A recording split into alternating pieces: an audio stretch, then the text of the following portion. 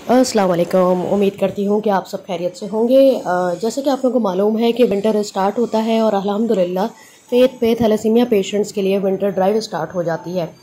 और इसी तरह हमने ठट्टा, कोटरी, कराची, कोयटा अल्हम्दुलिल्लाह कवर कर लिया है।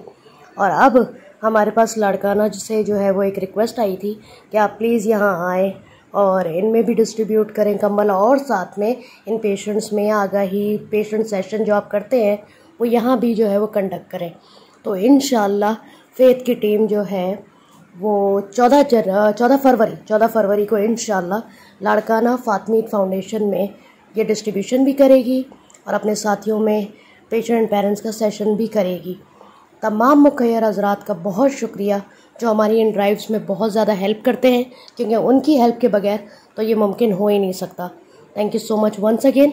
और इंशाअल्लाह जो भी लाड़काना से है वो ज़रूर हमसे रब्ता करें, हमसे ज़रूर मिलें।